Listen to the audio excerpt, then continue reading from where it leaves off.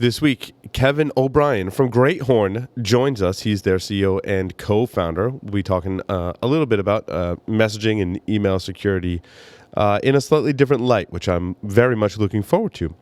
In our stories of the week, is your startup not scaling? Maybe it's your technology. 6 ways marketing can shrink the sales cycle. 5 startup challenges most entrepreneurs don't anticipate. What to know about raising seed funding. And a whole lot more. Optiv made some acquisitions. Bayshore's in the news, and some other startup notes are in there as well. So, all that and more on this edition of Startup Security Weekly.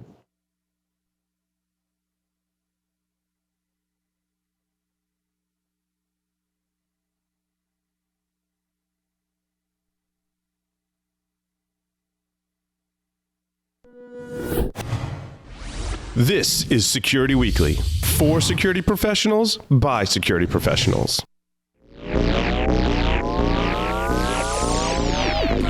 Broadcasting live from G-Unit Studios in Rhode Island, it's the show about security startups, how to secure your startup, and advice for security startups. It's Startup Security Weekly.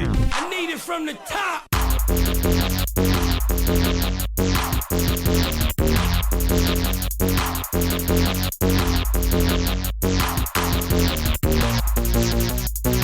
Brought to you by, do you have a website, an external presence, employees, an office? Any of these things can be compromised and attacked. How are you defending these assets? Have you penetration tested these public assets? Start 2017 by taking a proactive approach to securing your vulnerable areas. Black Hills Information Security has been helping companies find their weaknesses since 2008. Email consulting@blackhillsinfosec.com and see how they can help you sleep better at night. Logarithm's Netmon Freemium delivers real-time network visibility to quickly identify emerging threats in your IT environment. Netmon Freemium is a free commercial-grade network forensics and traffic analytics solution. You can use Netmon Freemium's powerful capabilities to search against all observed network traffic, identify abnormal traffic patterns and application usage, and quickly analyze full packet captures. Take the first step towards real-time network visibility. Visit logarithm.com/freemium to learn more and download it today.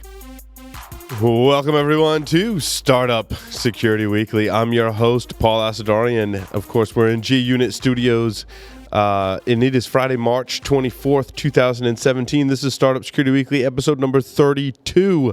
Excited to be here, as always. On the lines via Skype is none other than the beach bum himself, Mr. Michael Santarcangelo. Michael, welcome. Well, I'm starting to really like that nickname. It's pretty funny, actually. I've been good at giving out nicknames lately. I'm on a roll. I dig it. You know, it's funny. Once upon a time, I met somebody that was down in Myrtle Beach for some event, and they're like, "What do you do?" And I'm like, "I'm a beach bum, dude. Yeah. I don't wear socks. I don't wear ties. I just kind of hang out." My stuff sticks. Now, Mark, who was just in here earlier before, he's on our digital media team. Mark is the magician, because if there is a device that has a power supply or any kind of battery, he can make it disappear. Like, poof, gone. He is the magician. I have to give him crap about that because we spend a lot of time looking for power supplies and stuff around here. Oh, boy. So what else is going on, Michael? How do you want to let's get right into our interview this week? Yeah, do we have announcements, or are we just going to interview? Yeah, thank you for that. I'm not with it. I'm not working on much sleep, dude. I need you to guide me and say, Paul, you got to read the announcement. Yes. Okay. I'm there now. IT Pro TV courses now include the Sierra Update, Let's Encrypt ITIL SOA, and ITIL Pro. Premium annual memberships include all video content as well as access to virtual labs and Q&A forums. You're going to pay $85.70 per month or $857 per year, but we've got a special offer for our listeners for a limited time only. Get 50% off a monthly membership for the lifetime of your active subscription. And you can use the discount codes we talked about in the beginning of the show, SS50. Did I get that right? SS50? SS50. We'll get you that discount. So great deals from our friends over at IT Pro. We're getting ready. This is the next conference we'll be at. Secure World Boston, it's behind us. Look for great content. It's fantastic. Maybe we'll talk a little more at the end of the show about what we did there. But we're going to InfoSec World in Orlando, where hopefully it'll be warmer than it was for Secure World Boston because it was like 14 degrees when we were driving there yesterday, which is cold. And it's a lot warmer in Orlando at the Omni Orlando Resort at Champions Gate. Security Weekly listeners will get 10% off a conference or world pass using the code OS17. That's happening April 3rd through the 5th, so it's coming up soon. You're going to hear great talks from Kevin Johnson, Rich Mogul, Cory Doctorow, and more. Visit infosecworld.misty.com and register today. I will say we will also have a booth, and we hadn't been doing this really ever before. We set up a booth at the conference, Michael. We found that having booze in the booth, even though if we have to bend and or break some rules to get it there, it helps. And we interview people right in the booth. And what we do is we ask them, I've got like some security questions, about you questions, that kind of thing. But hacker movie trivia is what we've been doing. So we sit down with people, we ask them hacker movie trivia. The people that answer it the best, we're going to invite back on the show and do a segment. I like it. Hacks. Yeah. So we might do one on like startups and stuff. We can do like a startup trivia and then have that person on like Startup Security Weekly. Dude, it's so much fun. You have to come by our booth. And then we're going to give you t-shirts, and hopefully we're going to get some more shot glasses and rocks glasses with the Hack Naked logo on it and stuff. They'll be able to give to people as well when they come to the booth and do that. It is so much fun. I'll be there all week. I actually kick it off on the 2nd. We do the leadership summit. Yes. And I'm putting some finishing touches on that, and I'm pretty amped. We've gotten some good feedback from the people that are coming to it, and we've designed something that's a little different. So we're really going to go focus on what it means to be a leader today in security and what we need to do to be successful. Then there's I'm doing a leadership panel at the end, and some coaching, some meetings along the way. So I guess I'll be hanging out at the booth with you. So that's awesome. I look forward to it. Yeah, it's going to be a lot of fun. And then we'll do a speaker dinner one night, and then the next night we're getting on a bus with an open bar and going to see our friends at IT Pro TV. How awesome is that? I couldn't think of a better way to complete our InfoSec World journey. It's going to be a memorable week. Absolutely. Yeah, that'll be solid. Michael, please introduce our fabulous guest for today. Yeah, I'm excited. So Kevin O'Brien's joining us. Kevin's the CEO, founder at GreatHorn, and one of the things we keep talking about is, how do we, as a startup, how do we start solving problems that people face that they're willing to spend money for that are kind of useful? And it's no surprise that I talk a lot about people and the role of people in information security. And one of the questions I keep asking is, well, what are we doing about like email or communication? Please stop telling me we just got to beat people on the head. And then I met Kevin, and Kevin's company has a solution. And I was like, you got to come on the program. You got to talk to us about this and tell us more about it. So probably not the best buildup ever. But Kevin, welcome to Startup Security Weekly. We're excited you're here. You've graduated Techstars. You got a lot of experience in the industry. You're solving a pretty important problem in a pretty cool way. So lots we want to talk about, and welcome to the program. Yeah, right on. Thank you, Michael. It's a pleasure to be here and looking forward to the conversation. Cool. All right. So let's dive in. GreatHorn. How do you explain it? What do you guys do?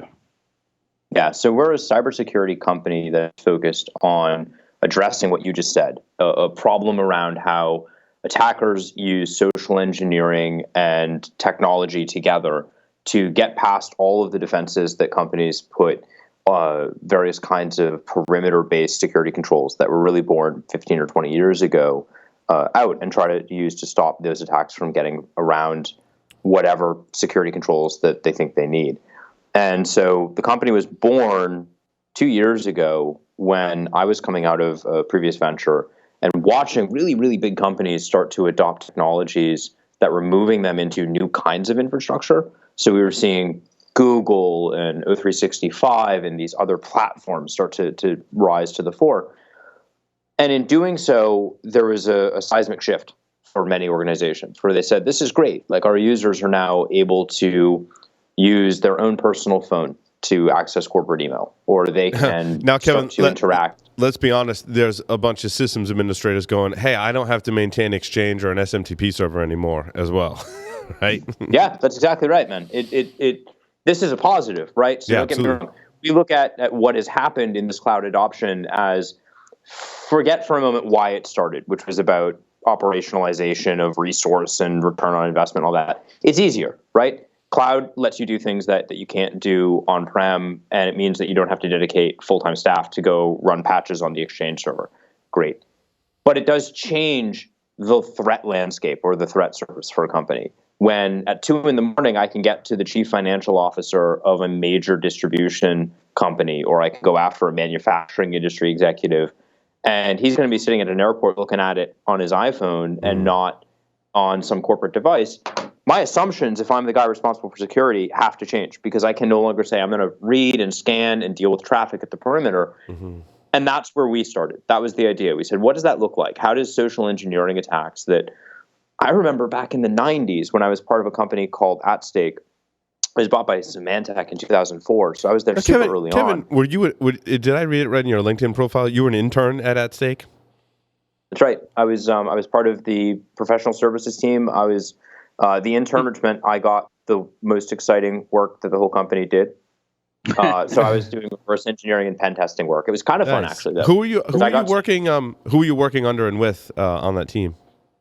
Yeah, there were some folks who were still in the Boston area who I was working closely with. So Ted Julian, and you guys probably know Ted, who's now at Resilient and was at AppSec Inc., another one of his ventures. I worked closely with a lot of the Loft guys who are now scattered to the winds, but we all had fun hacker movie era names, so Mudge and Kingpin and Dill. And obviously there's sort of the business side of that. So folks that you probably recognize, Window Schneider, who was at Mozilla for a while and is Fastly now. So I was, kind of part of that early crew, and although I was young, I was getting to work directly with them, and I was responsible for breaking code down to assembler and looking for what was sort of the state of the art back then, which was, could I find a buffer that was underrun? Could I smash a stack somewhere and execute arbitrary code, that kind of thing. But we also got contracted to come into companies and try to show them where the gaps in their security were. And the easiest thing in the world was to go to the garment district and buy some UPS-like uniforms and then a couple of empty cardboard boxes and wait for a Friday night. And you could wait for somebody who is having a smoke. It's snowing. It's Boston. It's cold. Hey, can you hold the door for me? And then you're in. Yep. And so, that idea, that was sort of the early days of social engineering your way into an organization in the physical world. That still happens. It's just that now I don't have to wait for the guy who's having a smoke. I can literally go to every single person in your company because they're probably on a personal device, they're on a Slack channel, they're in an email system that you don't have the same kind of perimeter control over that you did even 5-10 years ago. And solving for that, to Michael's point, isn't about telling those people that they should be careful. It's not about telling them that bad things happen in the world. It's about saying, look, this particular message that you're looking at, that's the bad one. That's the one that you need to be cautious about. And the only way to operationalize that, to make that scalable, is with technology. And there's a lot of noise and a lot of buzz in the market about machine learning and artificial intelligence. Put the crap aside for a minute. That's what we actually do. And we use those things as techniques to start to tell people when specific pieces of content they're receiving are suspicious or dangerous. All right, I want to bounce for a second. All right, go ahead, Paul. I was just going to say on the technology side, I believe this does very much lend itself, obviously, towards machine learning, because there are characteristics of the data that you can start to define and take action based on that, right? Like in email, we've talked about it for so long. An email has certain, there's spelling mistakes and just some of those simple characteristics. And I'm sure your technology goes much deeper. But what's amazing to me is, we talk about companies that will do phishing attacks and then help your users learn. We'll talk about user awareness training. But I loved your website, Kevin, because you're like, well, you know what? Most of the attacks come in through these email attacks, so we're just going to help you get rid of those email attacks. I'm like, you know what? That makes perfect sense. Tell me more. So I like that approach. Sorry, Michael. All right, so here. No, it's good. Here's what I wanted to ask, because I kind of want to go back and build up to it. So you graduated Techstars. In fact, you're a Techstars advisor, or you're in residence, mentor. Something to that effect, mentor. So what I'm kind of curious about then is that, so you just said you left the startup about 2 years ago, or a previous venture, and you started to look at where things were. So how refined was this idea before you started Techstars, or how much did that experience help you get to where you are today?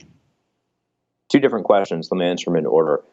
When we walked into Techstars, we were 9 months into the company's existence. So I started GreatHorn with a co-founder at the beginning of 2015, and we had already brought on board our first half dozen customers. We had sort of a minimum viable product doing some of the components of what would become now one of our products. And we had put enough into the business as entrepreneurs bootstrapping that we kind of knew what we were doing from a space and direction perspective, and we had some early traction. That is not the case for everybody who goes into Techstars, although categorically, all of the companies that I advise, and I'm a mentor for both the Techstars Boston program as well as Techstars New York, and I took GreatHorn through Techstars New York, and we work closely with the team that's based in the city. Alex Iskold is the current managing director out there, and we were looking for something maybe a little bit different from what some companies are. So Techstars, if you're not familiar with it, highly competitive highly competitive startup accelerator that takes companies from all different kinds of industries and verticals, puts them through roughly a 3-month program. And those 3 months are almost like 3 separate mini programs unto themselves. You have lots and lots of time that you're spending with advisors and venture capitalists and prospective customers, and you're using the experience to accelerate your business. And one of the things they say is that if you're pointed in the wrong direction, they're not going to guarantee they're going to fix your orientation. They're just going to make you go really fast, and you might just slam into a wall. So the first couple of months are about making sure you have product market fit, or at least the beginnings of it, making sure that you've thought through whatever the structural business level challenges are that companies tend to face when they're getting off the ground. And this is my 6th startup that I've been part of, and my co-founders are all roughly in the same place. We're not your traditional set of entrepreneurs maybe who are coming out of school and have a great idea. We've been doing this for 10, 20 years. So we said, look, we think we've got a financial model, some early customers, an idea that makes sense. What we want help with is getting visibility and exposure. And you guys will understand this point. The cybersecurity market is so noisy. There's something like, I forget the most recent stat, the average CISO has 50 different vendors they work with for their security stack. If you're trying to come out and be the next big thing, how do you break through that noise? How do you get some attention? And so for us, going out into Techstars and being part of a program that on average accepts fewer companies by percentage than most of the leading Ivy League institutions do students, right? It's harder to get into Techstars than Stanford is kind of the joke. And it's true from a statistical perspective. We said that's something that if we can do it, is going to put us into a spot where we can actually start to garner some of that attention and then do all the things that you need to do in order to build a company out. And part of that is raising capital. Part of that is getting market exposure and partnerships. Those are the things that were sort of the outcomes we were looking for, and less so the like help us figure out how to do a financial plan or help us figure out how to build a pricing strategy.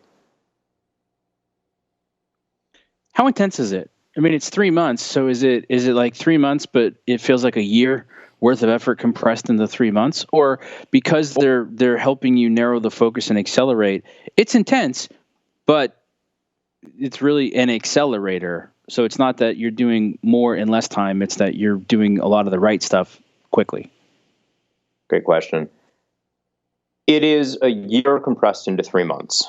How intense that is a combination of what your personal perspective is walking in and how you tend to operate. So if you are a first-time business person in addition to a first-time founder, you're probably going to feel like you have never done anything like this ever. And it is basically working 20 hours a day and sleeping for 4 and having a full day of work, and then at like 5 or 6 o'clock, the evening begins. And so you're going to presentations and working with advisors. You might be listening to, Fred Wilson from Union Square Ventures might come out and talk about the venture market. And then you're going to go have 2 more hours of meetings and things once you finish that with some networking. That said, we found it to be intense, but we were expecting that. And some of that's the perspective of being serial entrepreneurs and serial founders saying, we've done this before. And so Techstars is enormously intense, but no more so than properly done what any startup early stage life cycle should feel like. One of their mottos unofficially is do more faster. And that idea is probably one that I would say, if you're an entrepreneur, you already live that. You know what that feels like when you're trying to get something off the ground. So how many security startups go through Techstars? Were you part of a smaller group, or are you more of the Different. Let's just say different. It's Friday, Paul. Yeah. So we were part of an experimental class in that I think there were 12 companies accepted into our batch versus 10 per usual. And that's unique to the Techstars model.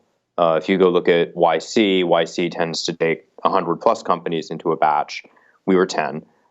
We were the only security company in our batch. We had VR companies and food companies and all kinds of hardware things that were going on. And they're all fantastic businesses.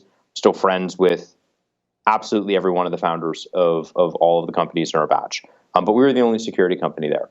That said, Techstars has experience in this space. Locally in Boston, ThreatStack is a company that went through Techstars Cloud down in Austin. So Jen, Andre, who founded it, and her team went through Techstars as well, and there's certainly experience there. And obviously in the Techstars family, more generally, there are companies that are connected to the industry, either directly because they are cybersecurity vendors themselves, or because they have applications that play out in the cybersecurity space. So there are APIs and technologies and platform plays that other security companies will sometimes use. All right. So one last question on this, and I want to get back to your technology and solution of things. So now that you're a mentor, you have experience as a serial founder. You have experience on the business side of things, but you also have a pretty good security background. How much of the security background is coming into your mentorship for companies that may not have thought about security ahead of time? Yeah, that's it happens probably 1 in 10 companies that I mentor will ask me for expertise around security specifically.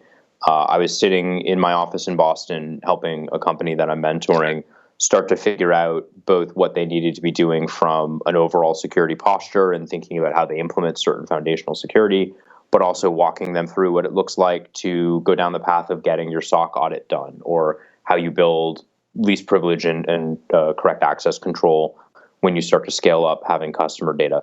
So I occasionally get to do that. I tend to focus on 3 things as a mentor. I help businesses figure out how to raise money because that's something that I've had some experience with. I help them figure out how to do sales. And after my stint actually adding value to the world on the security front, I carried a bag and was a sales engineer. So I've got some of that sort of dirty go-to-market experience that I can draw on. But security is the most fun. Like when I get to tell someone, look, let me help you architect a security program. Let me help you think about what your threat surface is and how you might address some of it. 10% of the companies are saying, yeah, we're companies where we're selling B2B. We have infrastructure stacks that look like what you know about, and can you help me architect something so we can start to put the right practices in place? And so I get to do that sometimes. All right. So then in terms of how you guys are solving it, so I keep saying, okay, stop telling me that phishing's a problem and people are stupid and we should just lump them over the head and play whack-a-mole and eventually they'll figure it out. Now, what I've noticed is you have like a spear phishing report, but you're basically saying, hey, we're messaging security and we're looking at a couple different things. So you're not saying you're anti-phishing or you're the phishing solution. So tell us a little bit about some of that positioning, and then how do you do it? What's the solution look like? Yeah, let me start this way. Imagine I gave you a magic wand, Michael, and you could sort of wave away all the problems over email security. And I'm an attacker, right? And I want to compromise your company, and I want to get, some kind of sensitive IP and crown jewel information that I'm going to sell on the black market. Well, I know I can't get in over email because you have this thing that just secured at 100%. What do I do? Well, the easiest way to get into a company is to get someone to simply open the door for you. And social engineering techniques, which we talked about a few minutes ago, are responsible for 90% of all data breaches, at least at the very early stage. That's how people get in the door. So what does that landscape look like today? How do I execute one of those attacks? I go after people through messaging systems like Slack or Teams or all of the new entrants into that space. Maybe I get you to give up credentials. Maybe I compromise your phone and I get a completely legitimate message that's a one-click link that lets me get into some other piece of infrastructure. And I'm not impersonating or spoofing or doing anything. I'm just using the fact that you have an unsanctioned device to get those credentials, and you're a Google app shop. You're an Office shop. Well, those OAuth credentials that you use to log into your mail system get used for everything else that you're connected to as well. So that threat landscape is so broad that I think when we start to look at the problem, email security as a market, and there are some very good players, there are some very good local players here in the Boston market who've been doing this for a long time, have miscategorized the problem as being an email problem. And it's true that email is one of the primary vectors for attack. But if you're focused on the technology, you're going to miss the forest for the trees. And so we think very carefully about what we do and say this is a communication security challenge, not an email security challenge. Kevin, I haven't looked into it, but even several years ago, like people would say, hey, we want you to call our users on the phone and socially engineer them. And I always thought that, calling and pretending to be Eddie Vedder would always get me the password. Is that still prominent today? So phishing is what you're talking about, voice phishing. Mm-hmm.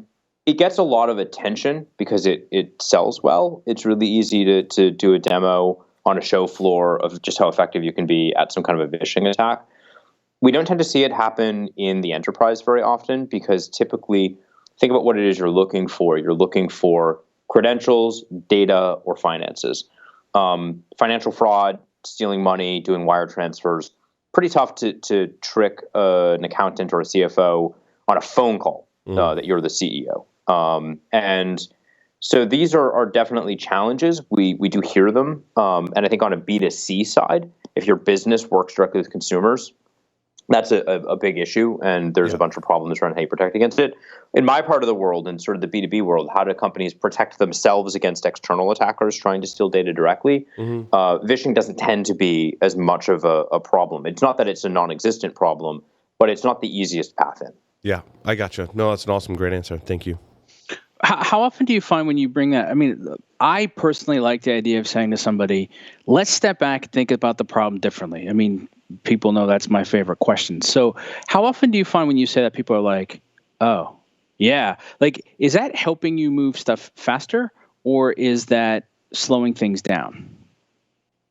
So there's two different kinds of conversations you have, right? And I think that this almost goes to the idea that there are two or three different kind of roles for a CISO today. You've got CISOs who are essentially born in the internal IT team who have grown into information security professionals. And they typically tend to look at the world as technologically focused. And so you might get into a conversation with someone like that. And maybe this is the first or second CISO that's ever been in that role at this company. And they'll say, look, we think about this in terms of protecting this silo over here, which is email, and then this silo over here, which are unsanctioned applications. And to begin to explain to them that attacks are fluid and they move easily between different platforms, and that you have to rethink the problem and consider it as, how do I use psychology and deception to trick someone into doing something? That can be slow, right? That's pure evangelism. That's taking somebody into that state.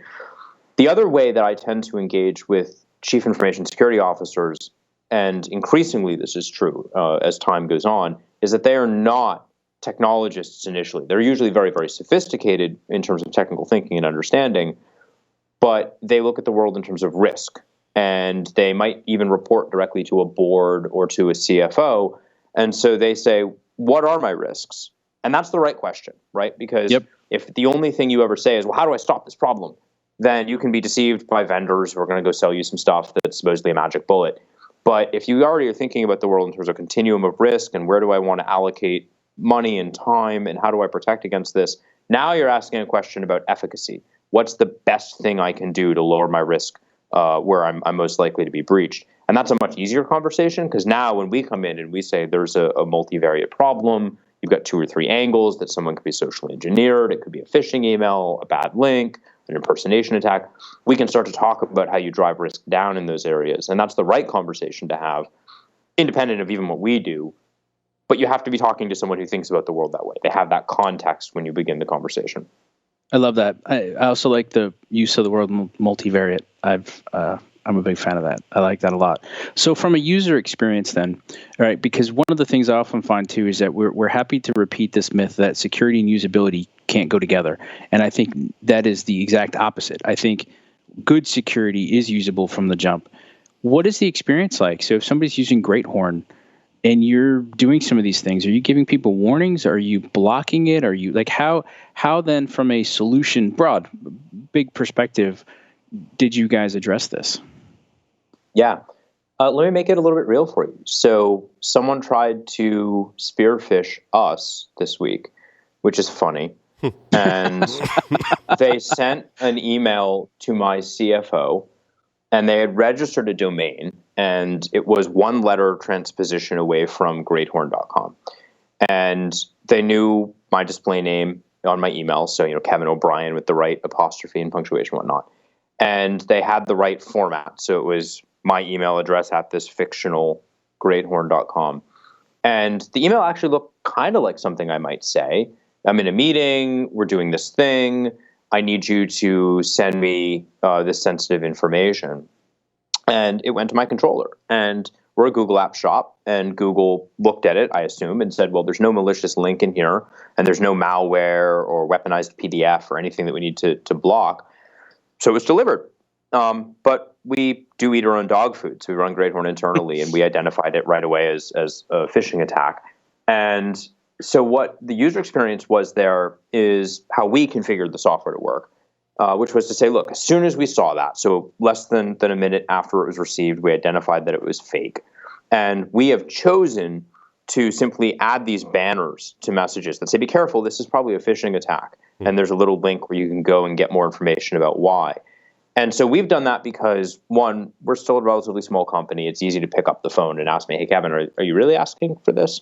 But you also can get that on any device, and we're not relying on some plugin or something that's going to not work if you're looking on your Android phone or your Apple phone or whatever. Some of our bigger clients have the same experience, right, where they're getting impersonation of the CEO or the CFO looking for wire transfers or W-2 case studies or whatever. And for them, they're like, we don't want to run the risk of that person responding and ignoring the banner. So GreatHorn is also, as a technology, something that can do quarantines and can do deletions and can block things. What's different about our approach? Mail security for the last 15 years or so has been based on this idea of standing up a new MTA, of pointing all your mail at some third-party company, and then they'll analyze it, and then it passes on. Here's the problem with that. It's based on the idea that there's such thing as a perimeter, and that you can make a decision at the moment of receipt before you deliver it to the end user. And in a world that's sort of a cloud world, that's not true anymore, right? Like, you need something that's looking not as a point-in-time decision to say, should I deliver this or shouldn't I? But rather, okay, let's deliver it, and then let's use all of the data we have, not just from your company, but from every company out there, and make a decision about whether that might be a risk. And a great example of how that plays out, let's say I send you a Bitly link, and that Bitly link is completely legitimate. It points to a site that is fine, has nothing wrong with it. And 6 hours after you get the message, as the attacker, I go and replace some files on that site, and I now have a weaponized malware delivery vehicle. And it's been delivered because when it was initially scanned at the perimeter, it was fine. What's neat about being a post-delivery solution is that we can say, oh, that has now happened, and I can retroactively go take all of those actions, those deletions, those quarantines, those modifications, rather than being stuck because I said, oh, I delivered it 6 hours ago when it was fine, and now it's not fine. The attackers don't think in terms of sort of the boundary of an email system anymore. They think about, how do I get it in, and then how do I weaponize down the line? And that's kind of where the user experience of GreatHorn is very different from what you might have seen 5 or 10 years ago. Kevin, do you support other social media platforms like Facebook, and for example? Starting to look at what Facebook is doing on the B2B side. So we're looking at Workplace, their new offering, and some of our customers are doing trials of it and starting to work with it. Our focus is specifically on what we do inside of a business. So we are, as a machine learning system, focused on using that ability to find threats that maybe aren't predefined and are going to be emergent. And so we've tuned it specifically for the kinds of things that attack companies and organizations, and by extension, the personal data of all the customers of those businesses. Yeah. So we're not really like your personal Facebook feed. We're not touching that part of the world. I mean, my concern, and maybe it's the industry I'm in, and maybe it hits more marketing departments and a lot of other organizations, is we all use Facebook, Twitter, and LinkedIn primarily, and that's now a matter of business, right? And some of the attacks that I've seen on these platforms, really what gets to the crux of my issue is that the attacks you described against organizations are happening on Facebook, right? And they're pretty crafty. They could benefit from your technology, certainly. Like, I would use it as a business because the social media is a huge part of my business, right? I mean, our Twitter account has a lot of followers. We don't want to lose that to an attacker. That would be bad. Sure, we enable two-factor authentication. That only gets us so far in terms of security. So I see attacks that are like, hey, did you see you were in this YouTube channel, and then you have to click the link, and then it goes and logs into it. Now, one of my friends fell into that attack, and when I looked at it, it was a pretty good attack. And the domains they were using hadn't been flagged yet in any kind of system or blacklist yet. So it was pretty good. So I don't know if that's something you've considered or are working on. Yeah, so you do actually touch on a really interesting point. So two parts to that, right? So first, Michael's doing an awesome job from an information security perspective at Twitter, Michael Coates. And so you can go and say, look, they do all the right things in terms of protecting against the kinds of incursions that would cause Twitter to lose your follower list or lose access to your account. Mm-hmm. But what you're talking about there is very much in line with what GreatHorn thinks about. How do you as a user get targeted over a communication medium and then get tricked into doing something?